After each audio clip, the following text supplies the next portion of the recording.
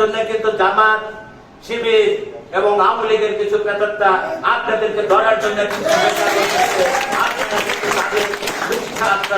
কোনদিনও তাদের সাথে আপনারা মানে একাত্মতা ঘোষণা করবেন না, পোষণ করবেন না।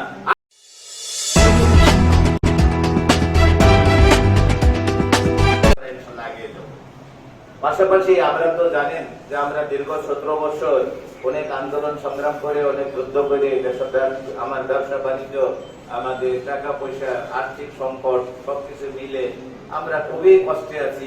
যারা আমরা বিএনপি পরিবারে আছি, 17 বছর ক্ষমতা না থাকলে যেটা হয়, টাকা এক শ্রেণীর মানুষ কামাইছে। যারা কামাইছে আওয়ামী লীগের সেই ফ্যাসিস্ট আপনাদের সাথে যারা ছিল, আপনারা যাদেরকে আপনাদের সহযোগিতা যারা নিছিল, তারা কিন্তু টাকা পয়সা গুলিয়ে নিয়ে ওই পার বাংলা চলে গেছে। এবার বাংলা আসার আর সম্ভাবনা তাদের নাই, আর কোনোদিনও হবে কিনা আমি জানি না।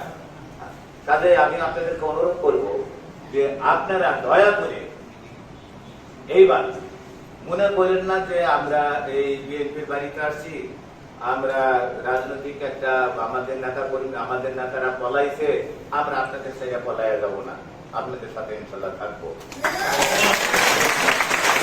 আমার নেতাও পলাইয়া যায় নাই, আমার নেত্রীও পলাইয়া যায় নাই, আমরাও পলাইয়া যাব না। আমরা আপনাদের সাথে থেকে আমরা পূজাটা মানে ইনশাল্লাহ আল্লাহ যদি বাঁচায় রাখে খুব সুশৃঙ্খলার সহিত আমরা আদায় করার চেষ্টা করবো। পাশাপাশি আপনাদের জন্য সামান্য একটু জেনারেলিটির পক্ষ থেকে একটু একটা সহযোগিতা করবো। আমরা 5,000 কোটি টাকা যে কয়টা পূজা মন্ড আছে পাশাপাশি যদি কোনো অত্যন্ত দরিদ্র যারা আছে, যারা খাইতে পারে না, চলতে পারে না, পূজার বা মধ্যে আসার মতো সমর্থ নাই, অত্যন্ত বৃদ্ধ হয়ে গেছে, অসুস্থ হয়ে গেছে, আপনারা সেই লিস্টটা একটু দয়া করে দিবেন। আমরা তাদেরকে ব্যক্তিগত ভাবে, আমি সহ আমার মেয়ে প্রিয়াঙ্কা সহ নিয়ে আমরা ব্যক্তিগত ভাবে তাদের বাড়িতে যাব, আপনাদেরকে নিয়ে তাদেরকে একটু সহযোগিতা আমরা করে আসবো, তাদেরকে একটু আর্থিক সহযোগিতা করি, লুঙ্গি দেই, শাড়ি দেই, জেলেই দেই, তারা যাতে এই পূজা উৎসবটা সুন্দরভাবে করতে পারে। এটা কিন্তু আমার দলের ভারপ্রাপ্ত চেয়ারম্যানের নির্দেশ, এটা কিন্তু আমার ব্যক্তিগত কথা না। আমার দলের ভারপ্রাপ্ত চেয়ারম্যান এটা আমাদেরকে বলে দিচ্ছে যে তোমরা এটা করবা। তো কাজেই আমি অনুরোধ করব যে আপনারা এই বছর হাসি খুশি ভাবে পূজা করবেন। ইনশাআল্লাহ পূজার আগেও আছি, পূজার পরেও থাকবো। আপনাদের যে কোনো সমস্যা যে কোনো থাকে আপনারা আরেকটা জিনিস, সারা বাংলাদেশে কম বেশি কিন্তু কিছু কিছু ঘটনা কিন্তু ঘটছে। একমাত্র শেরপুর আপনারা আশঙ্কা করছিলেন যে শেখ হাসিনা যদি পালিয়ে যায় আমাদের হিন্দুদেরকে পশু কাটার মতো কাইটে ফেলাবে। ওই পশু কাটার জন্য কিন্তু জামাত, শিবির এবং আওয়ামী লীগের কিছু পেটরটা আপনাদেরকে ধরার জন্য কোনদিনও তাদের সাথে আপনারা মানে একাত্মতা ঘোষণা করবেন না, পোষণ করবেন না। আপনাদের কাছে যাবে, সুন্দর সুন্দর প্রতিশ্রুতি দিবে, কিন্তু ওরা কিন্তু ছুরি আর দা নিয়ে কিন্তু রামদা নিয়ে কিন্তু বৈশাখী রথ কাটার জন্য হিন্দুদের। আপনারা ভুলে যান না যে ফ্যাসিস্ট সরকারের অবৈধ ওয়ার্ডারে কতগুলো জামাতের নেতাদেরকে তারা ফাঁসি দিছে। জামাত হচ্ছে ঘুমন্ত অগ্নেয়গিরি, অদৃশ্য শক্তি। সেই অদৃশ্য শক্তি যেদিন দৃশ্যমান হবে সেই দিন কিন্তু আপনারা পালানোর জায়গা পাবেন না, আমরা সহ। দৃশ্যমান হতে দেওয়া যাবে না। পাকিস্তানে আজকে ভূমিকম্প হয়েছে না, খবর পাইছে? এটা কিন্তু আফগানিস্তান থেকে শুরু হয়েছে, পাকিস্তানে ওরকম হয়েছে। জামাত মারবে একদিকে, যাবে একদিকে। ওরা প্রতিশোধের আগুন ওদের ভিতরে দাউ দাউ করে জ্বলতেছে। কাজে আমি অনুরোধ করবো আপনাদেরকে, আপনারা ঐক্যবদ্ধ হন। ভোট কারে দিবেন সেটা আপনাদের বিবেকে বলবে। কারণ এইবার দুইটা পার্টি আছে, একটা এনসিপি আছে। এনসিপির চরিত্র সম্পর্কে আপনারা জানেন। আমরা না থাকলে আপনাদের বাড়িতে থাকা খুব কষ্টকর হয়ে যায়।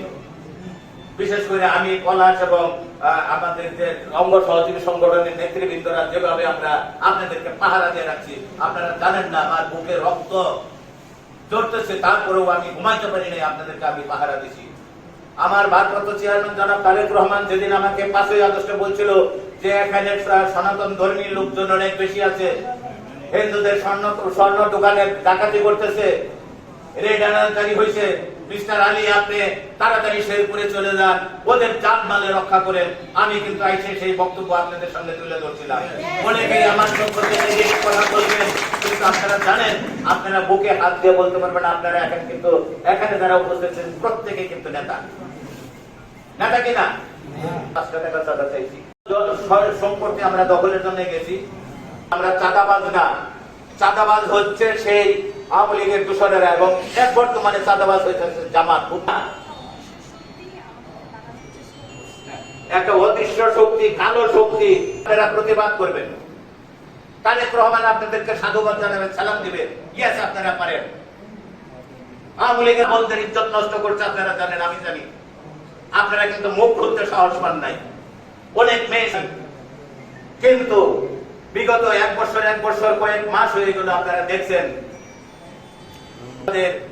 সহচর ছত্রছায়াতে, এবং আপনারা জানেন এখনো জামাত শিবির প্রশাসনের দখল করে নিয়েছে অনুদানটা একটু সরকারি ভাবে বৃদ্ধি করার জন্য। কিন্তু একটা সিন্ডিকেট আছে, আমাদের কথা প্রশাসন খুব কম শুনে, জামাতের কথা বেশি শুনে। আপনারা যদি আমাদের সাথে করেন সেই কর্মসূচিতে ইনশাআল্লাহ আমরা যারা নেতৃত্ব থেকে কেউ যদি আপনাদের কোনো মেয়ে ছেলে দিকে যদি চোখ তুলে রাখা, আপনারা আমাদেরকে বলবেন, আমরা ইনশাআল্লাহ আইনগতভাবে ব্যবস্থা নিব, দলগতভাবে আমরা ইনশাআল্লাহ ব্যবস্থা নিব। আমাদের এই বিষয়ে 18 কোটি জনতার মধ্যে আপনারাও একটা জনতা, আপনারা আপনাদের পছন্দ ধর্ম বলি যে লোকজন আছে, হিন্দু, বৌদ্ধ, খ্রিস্টান, সমস্ত নেতৃবৃন্দের সমন্বয়ে একটা ভার্চুয়ালি একটা মিটিং করছে। তা আমাদের ওখানে মিটা খবর, কিন্তু আমার দুর্ভাগ্য শেরপুরের একটা নেতা ওখানে গান নাই, একটা কথাও বলেন নাই। কেন হইল আমি জানতাম, আমি মনে করছি ওরকম যায় বক্তব্য ভাবে কেউ দেয় নাই। বলা উচিত ছিল যে মাননীয় ভারপ্রাপ্ত চেয়ারম্যান, আমরা চেয়ারম্যানকে বলবো যে সনাতন ধর্মে এই প্রবলেম গুলি আছে, আমাকে কিছু শাড়ি দিতে হবে, কিছু লঙ্গি দিতে হবে, দরিদ্র আছে। আপনার শেরপুরের যেহেতু গারো পাহাড়ের পাঁচ দেশের একটা ছোট্ট একটা জেলা, এখানে সনাতন ধর্মে অনেক লোকজন আছে, এখানে খ্রিস্টান আছে, বৌদ্ধ আছে, হিন্দু আছে, অন্যান্য ধর্মের কারো আছে, আরো কতগুলি আপনারা বঞ্চিত হয়েছেন। আমি নেতৃবৃন্দদেরকে অনুরোধ করবো, আপনারা কোনো গ্রুপের না, কোনো দলের না, আপনারা হিন্দু ধর্ম বলি লোকজন আছে,